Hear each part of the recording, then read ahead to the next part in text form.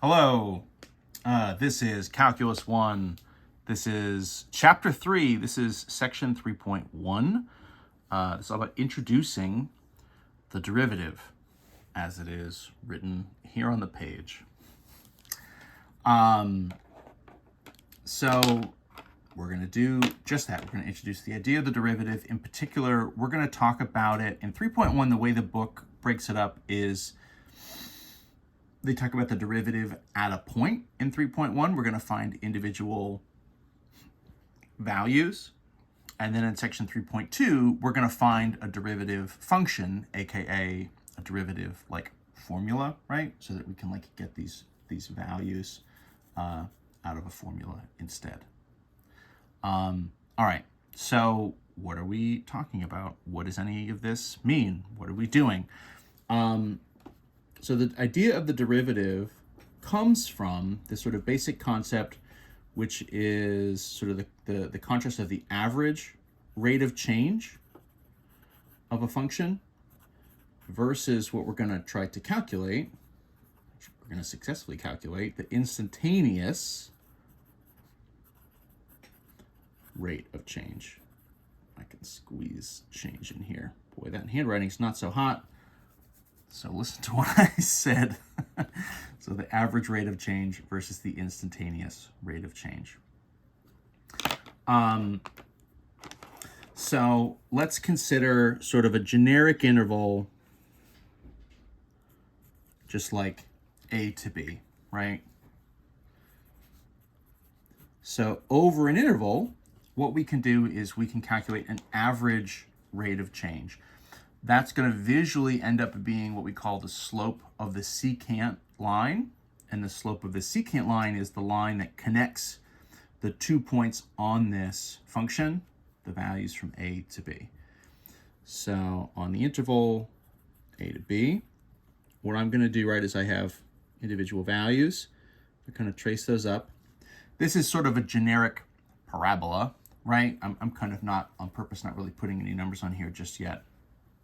And so what I could do is I could essentially connect these 2 points with a line. This is what we'd call a secant line, and then the slope of that secant line is going to give us our average rate of change. Right? Conceptually, this is really not any different from, like, let's say you took a trip. You drove in a car for 3 hours.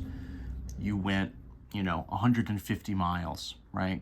So your average rate of change, what would be essentially your average speed, is 150 miles divided by 3 hours. So it would be sort of 50 miles per every 1 hour, right? The slope of this, if we calculated it, this would be essentially rise over run, would be the change in y over the change in x. What we're going to use here is sort of this triangle, which is Greek delta, means change in y over change in x. And so that would essentially be the endpoints, f of b minus f of a, right? The y values over what would be the change in the x values, which would be this sort of difference from b to a. So that secant line and its slope, right, would look something kind of like that, right? It's a basic slope formula. It's over this interval.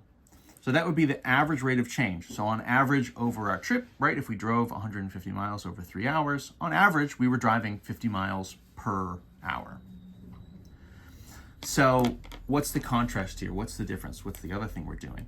So the other thing we're doing is an instantaneous rate of change. So what we would say is, so at the point, what would be sort of the coordinate a comma f of a, what is our sort of instantaneous rate of change? So that is essentially at that moment, like, what does the speedometer on the car say? If we drove 150 miles over 3 hours, we can calculate this average speed, 50 miles per hour. But at any given moment, we're probably traveling either a little faster or a little bit slower than that, right? We might be traveling 60 or 65 miles an hour. At other points, we might be traveling something slower, like 30 or 35. And so the problem with sort of doing a slope calculation, well, let's just like examine it and sort of see what happens math-wise. In theory, what we can do is essentially draw in another line, kind of right at that point. That line is going to be what we call a tangent line. So that's a line, rather than going through like two different coordinates, it's essentially just like brushing up against the function right at that point. The problem there is the slope at that point, right, is only based on one coordinate rather than two. And so at this point, what we want is our sort of instant or instantaneous rate of change. And so this is the slope of what we call our tangent line. So the secant line is going through two coordinates. The tangent line is going through just like one point individually. And the idea, right, in theory is, it should still be this change in y over change in x. But the idea is it's sort of as our interval shrinks. The math behind this and the way we're going to sort of set this up is we'd like essentially, a way to sort of do a slope calculation, but using limits. And we're going to essentially do this as a slope as this like b value gets closer and closer to a. So a limit as like b approaches a of what would have been our sort of f of b minus f of a over b minus a.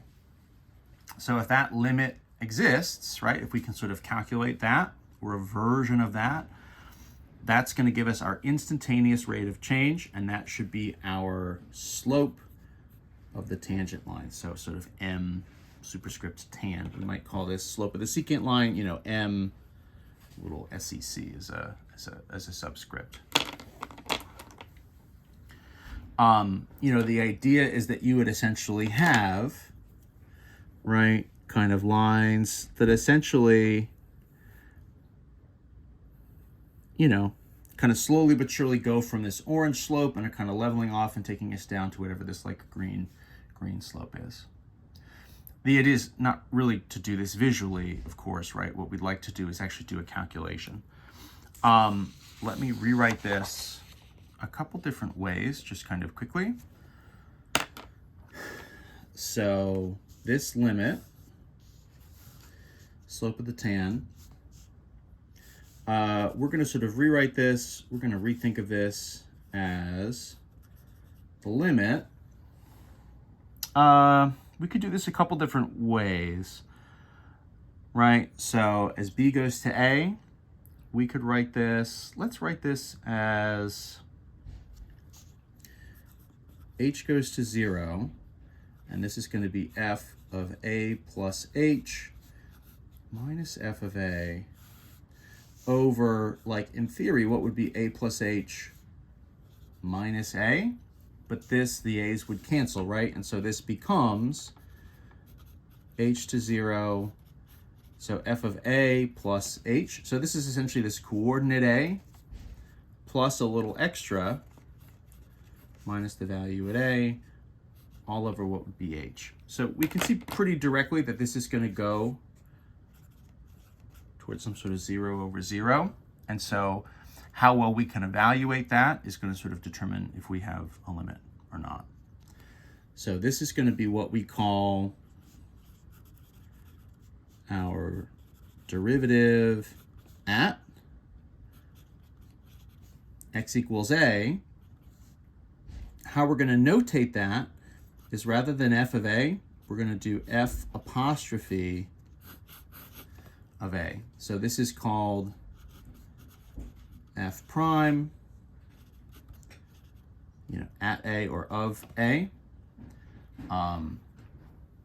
This little apostrophe, right? We're sort of notating that as it's our derivative notation that we're going to be using, essentially from here on out in calculus. We'll have a couple different ways that we're going to write it, But so writing it, so f with the apostrophe, aka f prime at a, this is going to be our slope of the tangent line at x equals a. So if we can calculate that slope and get a value from it, then that'll be our slope. That'll be our instantaneous rate of change. That'll be essentially a measure of the steepness of the function at that individual point. I'm going to run a couple examples in the next video.